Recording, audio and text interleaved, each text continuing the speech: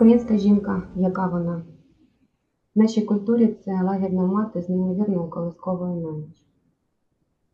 Це вчений, митець, лікар, модель, коуч, берегиня, жінка-воїн. Список дуже довгий.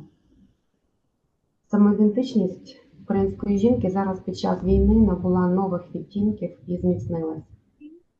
Вона відіграє ключову роль в трансформаційних процесах, через які суспільство усвідомлює себе. І провокативна дискусія про те, чи відбулася Україна як держава, загасає. Формування характеру та ідентичності українських жінок лежить в нашій історії культури. Українкам притаманні рішучість, здатність не коритись будь-яким обставинам і брати долю у власні руки. Згадаємо Анну Ярославну, Анну Київську, яка була прабабусею найвідоміших монархів Європи. Серед її нащадків Марія Стюарт, королева Вікторія і навіть сучасна Єлизавета II. І майже 30 монархів. Погодьтесь, немало. А до неї ж була ще й княгиня Ольга, правителька Росії. А далі Роксолана, Леся Українка, Соломія Крушельницька, Софія Конецька, Катерина Білокур, Квітка Цісик, Євгенія Мірошниченка, Ліна Костенко, Ада Роговцева. Етнопсихологи пов'язують сильні риси характеру українок, звичку до незалежності, лідерства, здатність самостійно братись за нежіночні справи з історичним минулим. Козаки часто гинули в боях, помирали на чужині чи повертались додому скалічені. І весь тягар домашнього господарства та виховання дітей лягав на жінку. А ще й землю треба було обробляти, врожай збирати, аби пригодувати сім'ю і в разі необхідності захищати своє до останку. Тому українська жінка і стала такою, ніжна, як киця, а тверда, як криця. Чи сучасні українки відповідають цьому гідному подиву портрету? Проводилось дослідження, у якому брали участь студентки київських вишів від 18 до 23 років. Питання, яке ставилось, це якими бачать себе сучасні молоді українки. На першому місці розумні, красиві, добрі. Вже в першій десятці пішли такі визначення, як сміливі, турботливі, працьовиті, веселі. І системно зазначаються риси: самостійність, сила, емоційність, відвага, гордовитість. Та їхні синоніми – самодостатні, відчайдушні, вольові, енергійні, цілеспрямовані, впевнені, незалежні. Мені завжди було цікаво, як виглядають українські жінки, якщо дивитися з інших країн чи культур. Українське жіноцтво – це спільнота сильних. І цю спільноту мені не завжди легко досліджувати, як рибі важко досліджувати воду. Але на долю сильних чомусь випадає найскладніше. Я хочу поділитися своєю історією. Історія перша. Війна. 24 лютого 2022 року. 5 година ранку. Різко прокинулась. Взяла телефон і чомусь почала читати «Українську правду». Лише 2 слова. Україна, війна. Емоції в шокову заморозку. Дзвінок від брата з Америки в телефонній трубці намагалась переконати, що це все політика і такого бути не може. Але в цей час почала завивати повітряна тривога. Цей дикий ненависний звук, який потім став ненормою, в ненормі життя впродовж 2 років. А ще зараз вже почав відлік 3-й рік.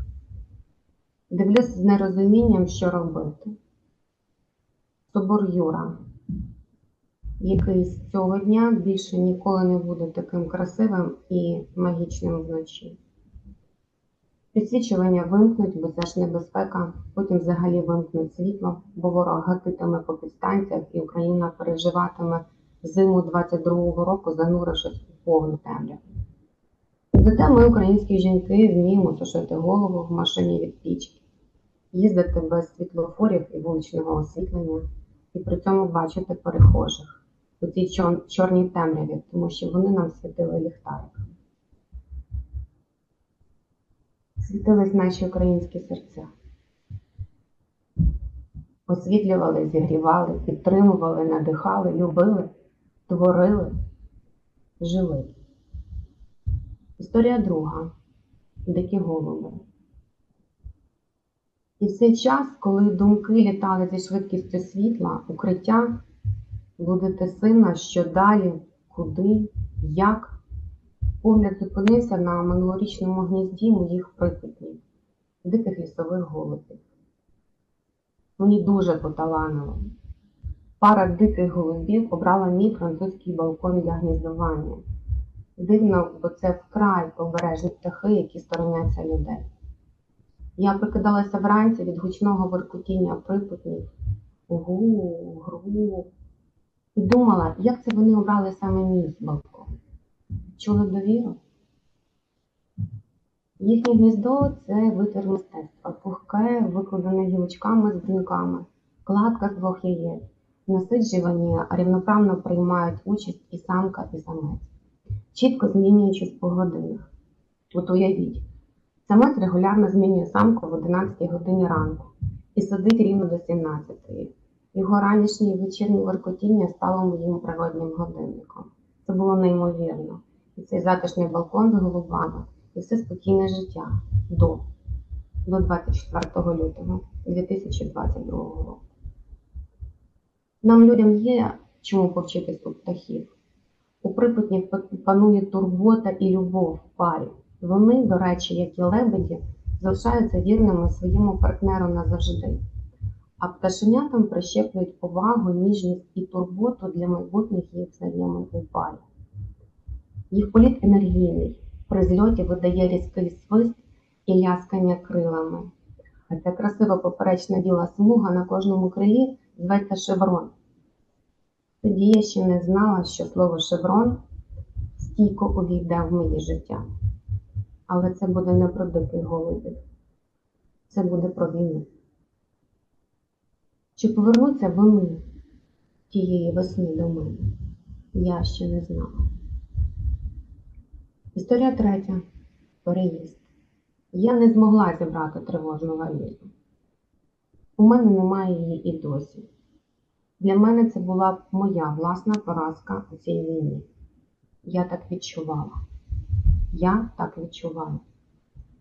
Але я знаю, що таке покинути свій дім, вирвати себе з корінням і переїжджати під час обстрілів, тривог. Там залишилось моє життя до війни.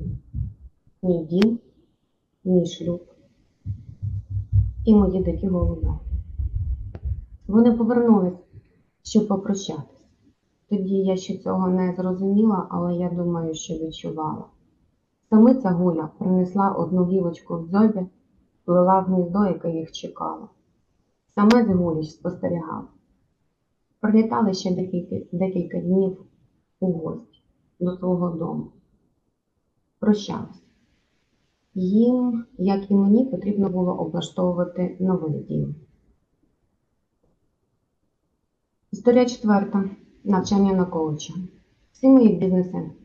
Піар-агентство повного циклу, медіабізнес, реклама, майс, вікторизм.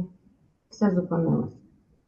Настав час аудиту знань, вмінь, талантів, досвіду.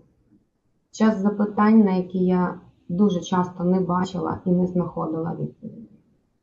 Знайти і зібрати себе мені допоміг коучинг. І дуже швидко я зрозуміла і прийняла рішення про навчання. Зрозуміла, я хочу бути коучем. Я хочу допомагати людям.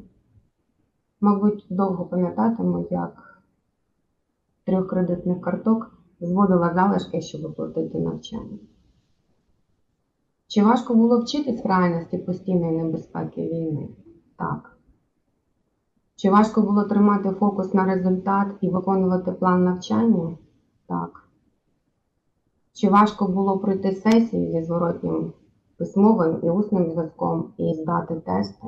Так, дуже важко. Але ж пам'ятаєте, яка українська жінка? Правильно, самодостатня, відчайдушна, вольова, енергійна, цілеспрямована, впевнена, працьовита і незалежна. Тому все вдалося. Я завершила навчання в школі масштабуючого коучингу і отримала сертифікат. Історія 5. Коучингова практика в Україні. Я думаю, вам буде цікаво, як працювати екзекютив коучем в Україні під час війни. Я поділюсь. Сесія з керівником C-Level. Ставиш сильне запитання прямо в десятку. Коучі за кордоном, в безпеці. Думає. Розглядає свої сховані шухляди від усіх. Цілого світу, навіть себе. І тут цей противний тригерний звук повітряної тривоги. Збивається дихання. Втрачає лінію сесії. Дих. 1, 2, 3, 4. Пауза. Видих.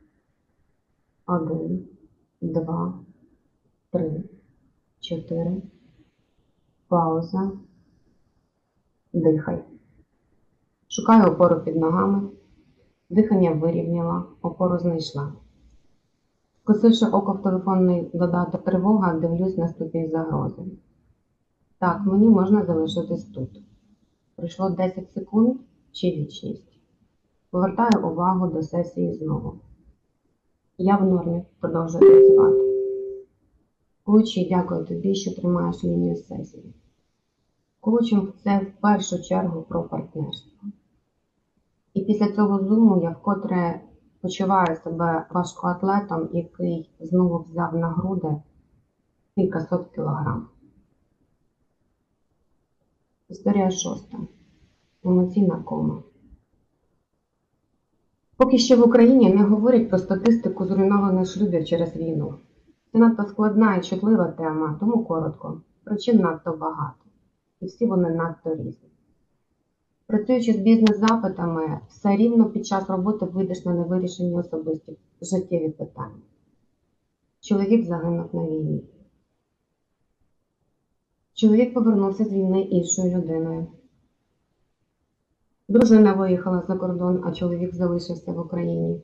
Є шлюби, коли велика різниця у віці і мужчина непризовного віку. Довгий час в розлуці. Знаходиш нового партнера в новій країні. Чоловік утік. Не можу в цьому випадку сказати, виїхав за кордон, а дружина залишилась в Україні. І це лише верхівка айсбергу. Ми не маємо ще статистики. Це тисячі зруйнованих пар і сердець. Юних і зрілих, сильних і геть виснажених. І у мене був період емоційної коми, і лише від людей поруч залежало, відключать вони потік підтримки чи ні. Це метафорично виглядало як апарат штучного дихання, який підтримував мене. І я не знала в моменті, коли я знову знайду силу дихати самостійно. Тут велика подяка колегам коучам. Я сподіваюся,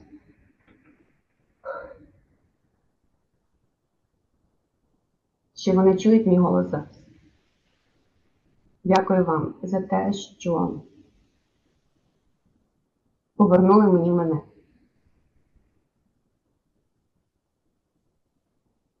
Історія 7, 15 лютого 2024 року.